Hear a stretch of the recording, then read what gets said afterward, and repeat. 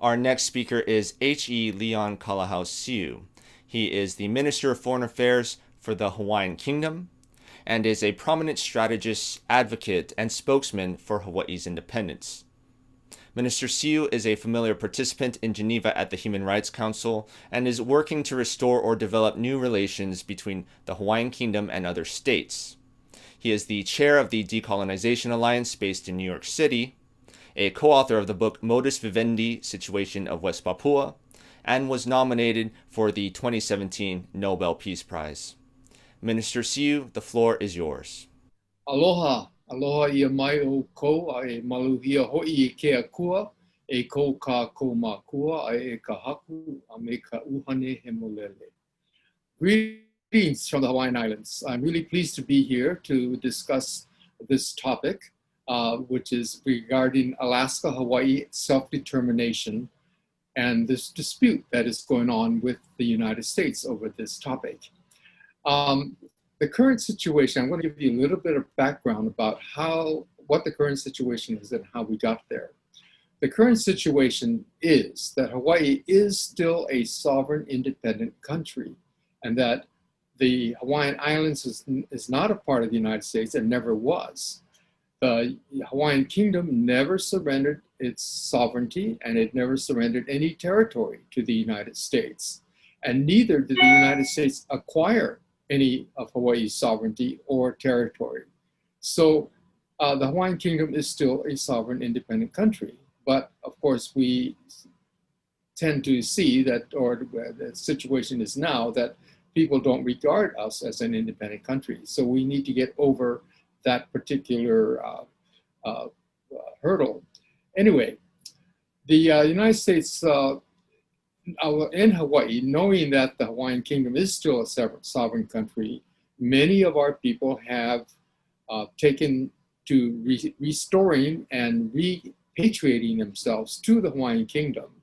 And as a result, a movement has grown to assert for Hawaii's independence once again, and to come out from under the U.S. occupation of the Hawaiian Islands. And as a result, we're mounting an international campaign. Besides a local campaign, we're mounting an international campaign to reestablish Hawaii's rightful standing as a sovereign, independent nation state in continuity. And we are calling upon the international community to support the campaign to free Hawaii. We're inviting countries from around the world to honor their historic treaties, agreements, and other types of obligations with the Hawaiian Kingdom that they had made over 100 years ago, actually. So the people of the Hawaiian Islands can again live in peace and harmony as part of the family of nations. So how did this happen? How did this occur? Why is the Hawaiian Islands considered part of the United States?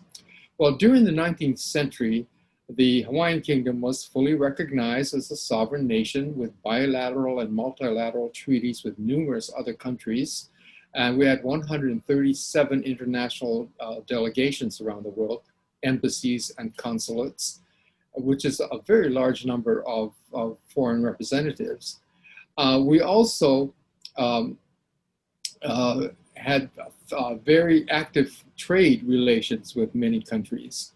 But in 1893, the United States started a series of unlawful acts that eventually wound up with Hawaii looking as if we're part of the United States.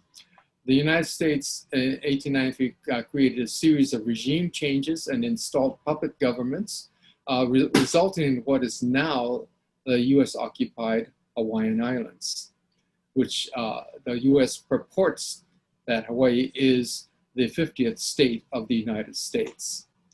In 1893 and again in 1993, two presidents actually formally apologized for the wrongful taking of the Hawaiian Islands, admitting that the sovereignty of the Hawaiian Kingdom was never relinquished and that the US never acquired Hawaii's sovereignty.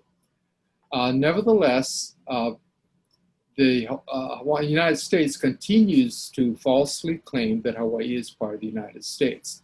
So this has been our largest obstacle, is the perception that Hawaii is still part of the United States and the reality of the United States presence in the Hawaiian Islands looks as if the Hawaiian Kingdom or the Hawaiian Islands is still part of the United States.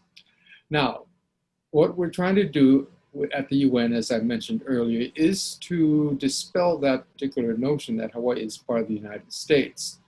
So let me give you a little bit of background of our our status under the United Nations.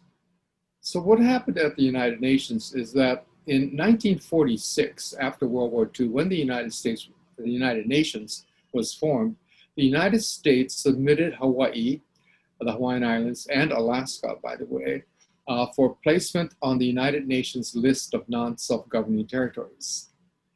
And by doing so, the United States really captured the Hawaiian Islands. Then, as part of the list of countries to be decolonized, the United States then created a fake plebiscite in Hawaii and a fake annex, and granted fake statehood to the Hawaiian Islands. And then they reported to the United Nations that the Hawaiian Islands had, the people of the Hawaiian Islands had consented to become part of the United States by becoming a state of the United States.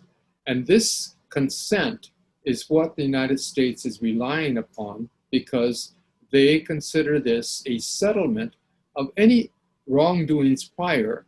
At the point in 1959, when the plebiscite occurred and the people voted to become part of the United States, the United States claims that that actually is consent, and it basically erases everything else that happened prior and that the people had voted. Now, this is the crux of the matter. Was the vote a legal or a valid representation of consent of the people? And we say that it was not, and mainly because there were several irregularities in the taking of that vote. One was that only one question was proposed, and that question was for statehood. And two was only US citizens could vote. Now, a vote for decolonization or for self-determination has to occur among the people who are considered the ones to self-determine their future. In other words, in Hawaii, that would have been Hawaiian nationals. But instead of Hawaiian nationals voting, the only ones who voted were US citizens. And so that is a violation there of a fair election, because the wrong people voted and only one question was answered. So we are maintaining that the United States conducted an invalid plebiscite, but they reported to the United Nations that this plebiscite had occurred, and the United Nations passed a resolution accepting this report by the United States, and the resolution is called UNGA Resolution 1469. And as a result of this acceptance of the United States report and that resolution, it appears that the United Nations has then verified or validated the United States claim that Hawaii is the 50th state of the United States. So our strategy right now is that we are looking to approach the United Nations to review what happened in 1959 with their resolution. And we contend that if they reviewed this resolution, they would find that they had made an error in their decision to adopt the resolution 1469. And in doing so, if they had made an error, then they are actually obligated to correct that error. In other words, they would have to rescind resolution 1469, thus saying or indicating that the political status of the Hawaiian Islands was not settled by that plebiscite, and that the US actually indeed does not have the right to be in the Hawaiian Islands, and that Hawaiian Islands are not part of the United States. So this is what we are working for, and we're talking to various countries to assist us in putting in a resolution to the General Assembly to call for a review of 1469. And we are very hopeful that we'll be able to find some countries to do so. And once that resolution is submitted, we believe there will be many, many countries who will support that resolution. And once that resolution is passed, then the investigation will begin. And we believe then that spells the end of the United States claim, because the fraud will be exposed and the Hawaiian Kingdom will once again emerge out of all of that. So I thank you so much for this time to share on this panel. I thank Incomindios and all the various people who have participated in this panel. It's been a pleasure, and I hope to see you again soon sometime. Aloha.